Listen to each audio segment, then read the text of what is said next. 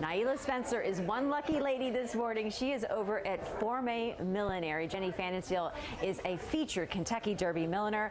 And Naila, I hear the hats there are like works of art.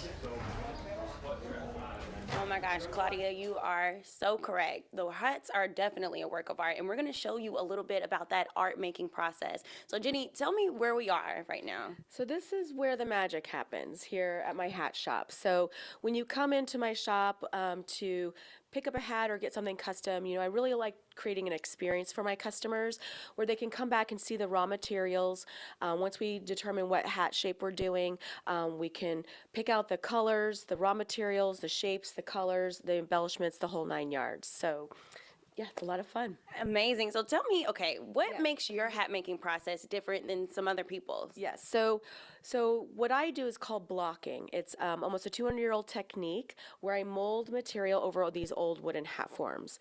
And so this is how my summer hats start. This is one of the materials that I use. It's called cinnamay. Can I touch it? Yeah, of course. Okay. It's a natural material. It's primarily made in the Philippines. And what I do is I mold this over for this particular type of style. Okay. This is the brimmed hat, and this is an upside down brim. So if you put it the other way around, the brim actually will curve up.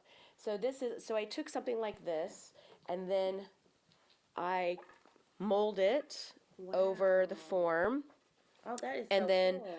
I flip it back over. I'm in the process of finishing this for a customer, so that's why it looks the way it does. But then I eventually cut a hole in it because your head will have to go in through it.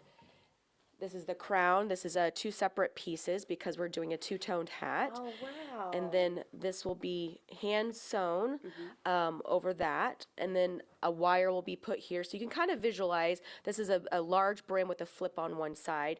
And then once I hand sew that together, I will hand sew the sweatband in.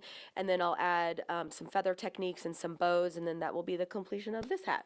I love it. So, I want to know, how do you get it to form like this? So how does it go from here to this shape right here? So I have a really awesome steam iron that I don't know how I live without that helps mold the material into the shape that I want, and then it has to dry overnight. So yeah, it's wetting and steaming and drying.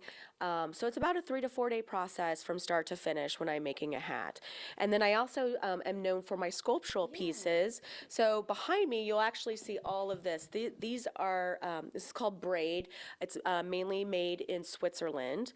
Again, a very old technique as well. But this is an example of what I did here. So I make this on my braid machine from the 1800s. And this is an example of one of the machines. I have another one set up in the corner.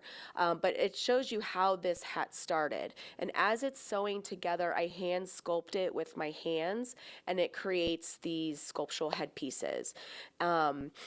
It's a technique that I created because this technique was typically used to make brimmed hats, but then I started a new technique where I do sculptural pieces. So I would say this is something that I'm known for throughout the world, and it truly makes a one-of-a-kind piece to wear on your head, piece of art. Yes, and it's so special to be able to see that process. Thank you so much. Now, in our next hit, we're going to show you guys some of the hats that she's been making this year. And if you didn't know, she's designed for some famous people too. So we'll talk about that as well.